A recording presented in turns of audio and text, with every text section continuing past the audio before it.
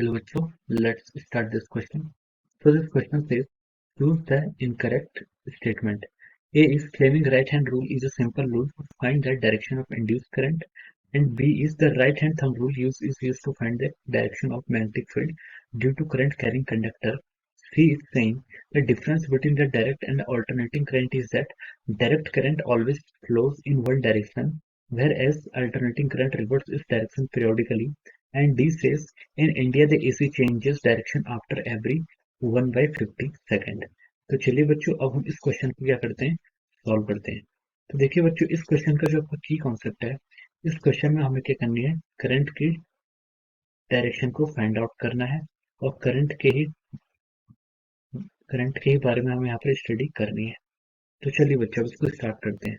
तो देखिए option A में उसने क्या पूछा है, ऑप्शन इसमें उसने बोला है claiming right hand rule is simple rule to know the direction of the induced current। ये आपका ऑप्शन क्या सही है। claiming right hand rule से हम क्या कर सकते हैं, डायरेक्शन ऑफ इंड्यूस्ड करंट को फाइंड आउट करते हैं। ये ऑप्शन आपका बिल्कुल करेक्ट है। तो देखिए अब आपका ऑप्शन बी में चलते हैं। The right hand thumb rule is used to find the direction of the magnetic field due to current carrying conductors। ये ऑप्शन भी क्या आपका करेक्ट है। राइट हैंड थंब रूल से हम क्या कर सकते हैं कि आप राइट हैंड थंब रूल से हम करंट कैरिंग कंडक्टर के कारण क्या निकालते हैं, आपकी मैग्नेटिक फील्ड की डायरेक्शन को फाइंड आउट करते हैं। ये ऑप्शन क्या है आपका बिल्कुल राइट है। इसमें अब आप देखते हैं आपका ऑप्शन सी में। ऑप्शन सी बोलता है आपका जो difference between the direct and alternating current is that direct current always flow in one direction. ये स्टेटमेंट है। डायरेक्ट करंट क्या होती है, वो हमेशा यूनि डायरेक्शनल होती है, तो एक डायरेक्शन में आपकी फ्लो करती है। whereas as the alternating current reverses its direction periodically।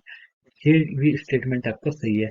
Alternating current क्या होती है आपकी, जैसे आपकी डायरेक्ट करंट होती है आपको, वो क्या होती है आपकी यूनि डायरेक्शनल होती है, उसकी जो डायरेक्शन होती है वो क्या होती है, सेम होती है।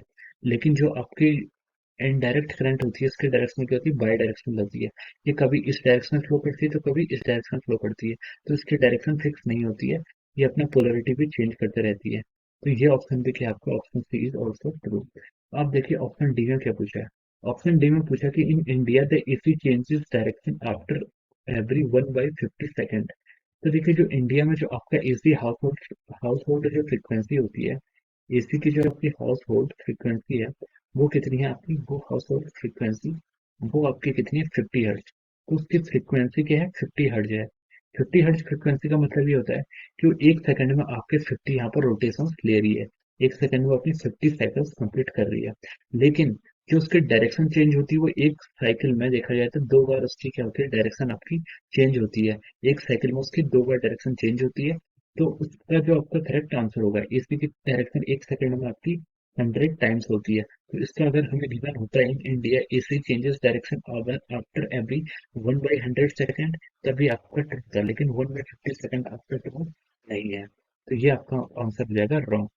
तो आपका जो इसमें पूछा गया था क्वेश्चन है कि what choose the incorrect statement, तो ऑप्शन डी ही क्या आपका इनकरेक्ट स्टेटमेंट है। Option D will be the right option for this MCQ. I think you all understood this concept. Thank you so much and all the best.